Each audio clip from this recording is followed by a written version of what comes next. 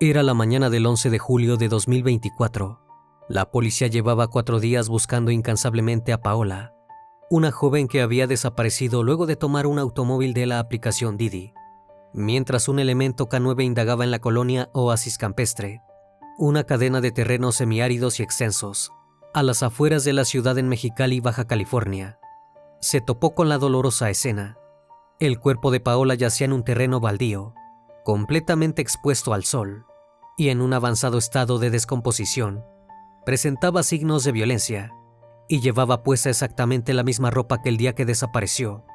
La joven, hija de 2 padres amorosos y la segunda de 3 hermanos, estaba cursando el último semestre en la Facultad de Ciencias de la Educación, en la Universidad Autónoma de Baja California. Salió una noche para pasar un buen rato con sus amigas, sin pensar que horas después sufriría un trágico destino. Buenas noches, bienvenidos al Criminalista Nocturno.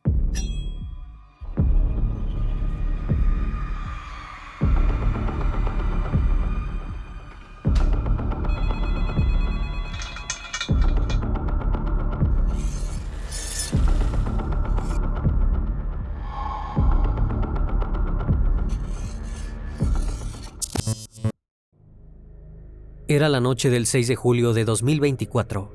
Una joven llamada Paola Andrea Bañuelos Flores, de 23 años, salió de su casa en la colonia Independencia de Mexicali, Baja California. Se dirigía hacia el restaurante de mariscos Pez Gallo, ubicado en la colonia Burócratas. Allí cenaría con algunas amigas y con su prima Dariana. Luego de un rato de risas y buena comida, las chicas se trasladaron hacia el club nocturno La Consentida, en Boulevard Benito Juárez, a solo 1.6 kilómetros de distancia del restaurante y a poco más de 3 kilómetros de la casa de Paola. Allí permanecieron hasta las 2 de la madrugada, cuando, cansadas, decidieron marcharse. Una de las primas de Paola llamó a su padre para que la fuera a buscar al recinto. Fue entonces cuando la joven se tomó la última fotografía que daría registro de su existencia. Si bien el tío de Paola se ofreció a llevarla, ella se negó, ya que su hogar quedaba hacia el sentido contrario y no quería que se desviaran. Tanto Dariana como su padre le insistieron en que no era problema llevarla, pero la joven estaba decidida a irse por su propia cuenta. Sus familiares terminaron aceptando, con la condición de que estuviera en contacto con su prima durante todo el viaje a casa. Entonces Paola solicitó un vehículo por medio de la aplicación Didi. Alrededor de las 2:15 de la madrugada, algunos testigos la vieron saliendo del club nocturno y subiéndose a un automóvil marca Nissan Versa, de color negro. Una vez arriba, Paola le avisó a su prima que ya estaba camino a su hogar. Luego de unos minutos, la joven dejó de contestar los mensajes. Dariana comenzó a inquietarse porque la joven no respondía. Preocupada, la llamó hasta el cansancio, pero no había caso. Paola no respondía. Viendo que la situación era más compleja de lo que parecía, Dariana se comunicó con sus tíos para preguntarles si sabían algo acerca del paradero de su prima. Paola no parecía estar en ningún lado. Los minutos pasaron y la familia de la joven se impactó cada vez más. Si había tomado el Didi alrededor de las 2:15, era imposible que fueran casi las 3 de la madrugada y no hubiese llegado. Finalmente, Dariana fue junto a su padre a la casa de sus tíos, Juan Carlos Bañuelos y Mireya Flores, donde residían junto a sus otros 2 hijos. Una vez que estaban todos reunidos, se dirigieron a la comisaría para poner una denuncia. Relataron a la policía que Paola había desaparecido luego de abordar un taxi de la aplicación Didi. Este no era el primer caso que las autoridades recibían respecto a una chica desaparecida luego de tomar un automóvil por una aplicación. Con miedo de que Paola fuera víctima de un ataque, se pusieron manos a la obra lo antes posible. De manera inmediata, se emitió una ficha de búsqueda para difundir su fotografía en redes sociales. En la misma, se indicó que había salido de su domicilio localizado en la colonia Independencia y que la última vez que se supo de ella fue a las afueras de un local de conveniencia en el Boulevard Benito Juárez. También se aclaró que al momento de su desaparición, Paola vestía una camiseta de color blanco con rayas negras horizontales y una falda short en color azul claro. Al mismo tiempo, se dio aviso a las autoridades de la Fiscalía General de Justicia del Estado de Baja California y Mireya habló con los medios. Para ese entonces, ya pensaba en que a su hija podrían haberle pasado todo tipo de cosas y ninguna era buena. Dijo: si la tienen, quien la tenga, por favor que se apiade de mi hija, de mí. Estoy desesperada. Si tienen miedo o algo, hay denuncias anónimas. Por favor, hija, si me estás viendo, apiádate de tu madre, de tus hermanos. Nosotros te amamos. Yo estoy segura de que alguien te tiene por ahí y vas a volver conmigo a casa. Acto seguido, la policía comenzó a patrullar la zona y a hacer hasta lo imposible por dar con el paradero de la joven. Juan Bañuelos, uno de los hermanos de Paola, se sumó a la investigación. Buscó la ubicación del celular iPhone de su hermana y así pudieron dar con su ubicación. Los agentes se dirigieron hacia el lugar señalado, pero se llevaron una sorpresa para nada grata. El teléfono con la pantalla rota estaba en manos de una persona en situación de calle. Este hombre aseguró que lo había levantado cuando un coche negro que pasaba lo tiró por la ventana. Esto había sucedido a unas calles de distancia del punto en que la joven abordó el coche. Para ese entonces, estaba claro que a Paola algo le había sucedido mientras viajaba en el Didi. Una vez que la policía tuvo el celular en sus manos, pudieron revisar el historial de viajes. Así se dieron cuenta de que la dirección que tomó el auto, que recogió a Paola, no tenía nada que ver con el camino a su casa. También pudieron ver quién era el conductor que aceptó el viaje. Se llamaba Sergio Daniel Gutiérrez Solorzano, tenía 24 años y era originario de Obregón, Sonora. Aunque llevaba tan solo un mes trabajando para la aplicación, tenía buenas puntuaciones, es decir, había realizado viajes que no habían terminado con ningún inconveniente, pero la realidad es que tampoco les aseguraba nada. En las siguientes horas, los familiares de Paola difundieron la imagen del chofer para poder dar con él. Hasta que no apareciera, sería sospechoso de la desaparición.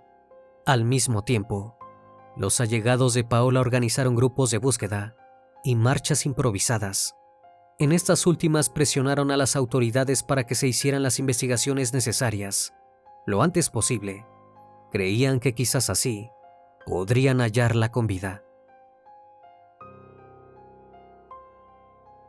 El miércoles 10 de julio, a 3 días de la desaparición de Paola, ocurrió un hallazgo, pero no el que esperaban. La situación sucedió luego de que la policía notara que Sergio no era el dueño del coche, sino que este pertenecía a una empresa de autos. Contaba con un GPS instalado, por lo que podrían ver a dónde se dirigió luego de recoger a Paola. El aparato mostró un desvío de la ruta original. Cuando el vehículo pasó por la colonia donde vivía Paola, Sergio dio por terminado el viaje en la aplicación. Posteriormente, el conductor circuló por el Boulevard Gómez Morín, donde luego se encontró el celular de la joven, en posesión de una persona en situación de calle. Luego, el vehículo estuvo detenido por 1 hora en el ejido Islas Agrarias. Finalmente, Sergio continuó su ruta hacia el norte a las 3:43 de la mañana. Gracias a esto, pudieron localizar el paradero del coche. El mismo se encontraba en una vivienda en el fraccionamiento Praderas del Sol, en calidad de abandono. Sin embargo, allí no había señales de Paola ni de Sergio. Estaba claro que algo había sucedido entre el momento en el que el vehículo se desvió y las 3:43, cuando llegó al lugar del hallazgo. Y eso no fue todo. La policía también supo que aquel día, Sergio había faltado a una cita que tenía en el juzgado por violencia de género contra su expareja. Por ende, ya tenía una orden de aprehensión en su haber. La situación era cada vez más catastrófica. Todo indicaba que se había fugado de Baja California, por lo que se giró una nueva orden de aprehensión en su contra, en calidad de sospechoso por la desaparición de Paola. La familia de la joven continuó su búsqueda, cada vez con menos esperanzas de encontrarla con vida. Mireya habló nuevamente con los reporteros locales, que acompañaban a sus allegados en los recorridos. Dijo que estaban buscando en los lugares cercanos al bar La Consentida, con la esperanza de que ella no estuviera allí. Deseaba que estuviera en alguna calle, simplemente extraviada. También se refirió directamente al taxista, indicando que si no tenía nada que ver con la desaparición de Paola, se presentara ante las autoridades. Quería que diera la cara y contara qué fue lo que sucedió. Pero las súplicas de la mujer fueron en vano, porque tan solo unos minutos después de aquella entrevista, la fiscal de Baja California, María Elena Andrade, dio una conferencia de prensa. En la misma confirmó lo que todos temían: habían hallado a Paola. Aquella mañana del 11 de julio, un elemento K9 dio con el cuerpo de la joven en un terreno baldío, en la colonia Oasis Campestre en Mexicali, Baja California.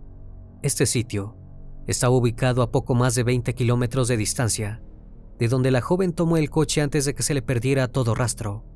El cuerpo presentaba signos de violencia. Estaba en un estado de descomposición y vestía la misma ropa del día que desapareció. Acto seguido, el cuerpo de Paola fue trasladado al servicio forense para que se le realizaran los estudios pertinentes. La necropsia arrojó que la joven había fallecido alrededor de las 2:30 de la madrugada del 7 de julio, debido a una asfixia por estrangulamiento. También se señaló que el cuerpo de Paola presentaba huellas de abuso, así como diversos golpes en los brazos, abdomen y cuello. Estos habrían ocurrido antes del fatídico desenlace. Lo peor ya había sucedido, pero la policía todavía tenía una misión: encontrar al conductor, la última persona que había visto a la joven con vida y que aún continuaba en calidad de desaparecido. Durante la misma conferencia de prensa, en la que se comunicó el hallazgo del cuerpo, la fiscal Andrade aprovechó para lanzar dos peticiones. Por un lado, le pidió a la sociedad y a los medios de comunicación que, aprovechando que la identidad del presunto responsable había sido exhibida, junto con su información personal y la de su familia en redes sociales, ayudaran a dar con su paradero. Luego, le dijo a todas las familias que evitaran que sus hijas viajaran solas, fuera cual fuera el motivo. Que el vehículo perteneciera a una plataforma no daba ningún tipo de seguridad, pero como en todo caso, con opiniones divididas, las palabras de la fiscal causaron un gran revuelo. Ceci Flores, líder de las Madres Buscadoras en Sonora, publicó en su cuenta de X: no viajes sola, no te vistas así, no salgas de noche, no vayas a divertirte, no tomes alcohol.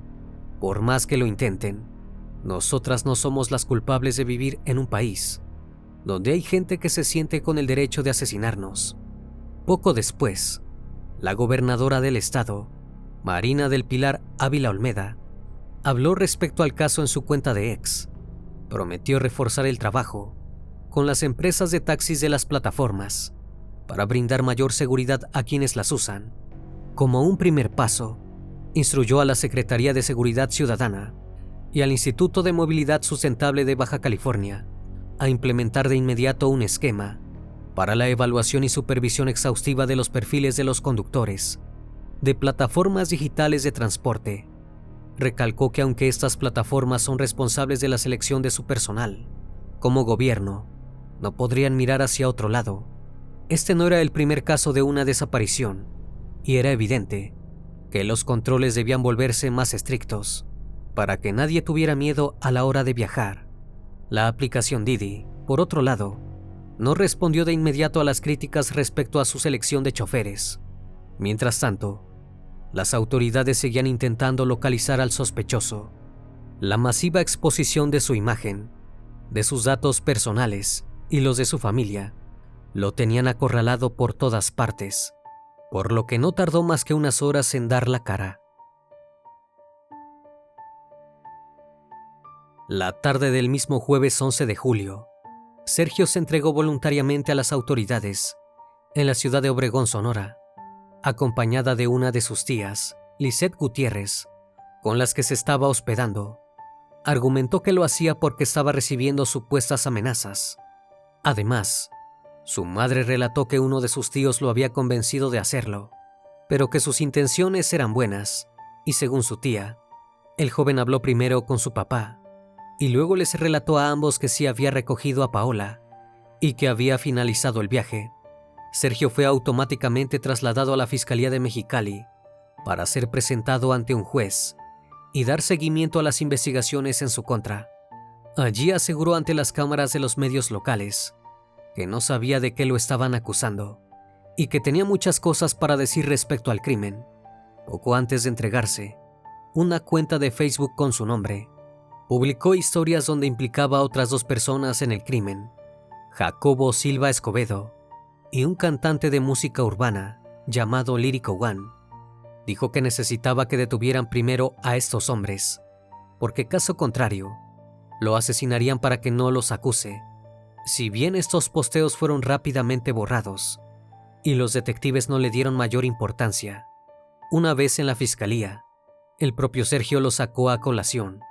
Relató que estas 2 personas habían participado del asesinato de Paola y se mostró colaborativo para dar con el paradero de los mismos. Lyrico One tenía canciones que hablaban sobre ser un asesino serial y feminicida, pero no se pudo establecer rápidamente que tuviera algún tipo de conexión con el crimen. Una vez que estalló la noticia, el cantante recibió diversas amenazas por Facebook para que se entregara y realizó un descargo diciendo que todo era una vil mentira. Expresó que comprendía que sus letras eran violentas, pero que se basaba en historias que veía en televisión, no en hechos de la vida real. Además, incluyó en un mensaje el deseo de que los responsables de señalarlo le ofrecieran disculpas, especialmente porque no pensaba poner pausa a su carrera musical. Las autoridades lo contactaron para interrogarlo, y finalmente, la fiscal Andrade señaló que la evidencia apuntaba únicamente a Sergio. El joven, por su parte, sí quedó arrestado, a la espera de su primera audiencia. El 13 de julio, la Fiscalía General del Estado de Baja California presentó diversos elementos de prueba que el juez Salvador Avelar consideró suficientes para continuar la investigación en contra del conductor. Ese mismo día, Sergio fue vinculado a proceso por su presunta responsabilidad en la comisión de los delitos de desaparición forzada y feminicidio agravados. Además, se reveló que tenía un extenso historial de violencia, contaba con antecedentes penales, era presuntamente agresivo y fue miembro del ejército mexicano. Sus redes sociales daban fe de que era fanático de un creador de contenido, que ha manifestado en repetidas ocasiones su problema con las mujeres y ha dado mensajes a sus seguidores, aparentemente con la finalidad de ser mejores. Como si esto fuera poco, también se dio a conocer que poco antes de recoger a Paola, Sergio tuvo una situación comprometedora con otra pasajera. Esta mujer, cuyo nombre fue mantenido bajo anonimato, afirmó que el mismo día en que Paola fue asesinada, pidió un Didi por la aplicación. Una vez en el auto, el chofer le hizo múltiples cuestionamientos referentes a su situación sentimental, que le causaron incomodidad. Al llegar a su domicilio, Sergio le pidió su contacto e insistió en invitarla a salir, pero ella se negó. Al bajar del automóvil, el chofer forcejeó con ella. Después de algunos segundos, la mujer logró zafarse y se resguardó en su vivienda. Más tarde, recibió varias llamadas y mensajes de un número telefónico que, según las autoridades, coincidía con el de Sergio. Por otro lado, en redes sociales surgió otro relato. También indicó que el conductor fue muy insistente en invitarle alcohol. Ante el miedo que sintió, le pidió que detuviera la marcha y se bajó antes de llegar a su destino. Estos testimonios contribuyeron significativamente a la investigación, apuntando a un patrón de comportamiento inapropiado por parte del imputado, y no fueron los únicos.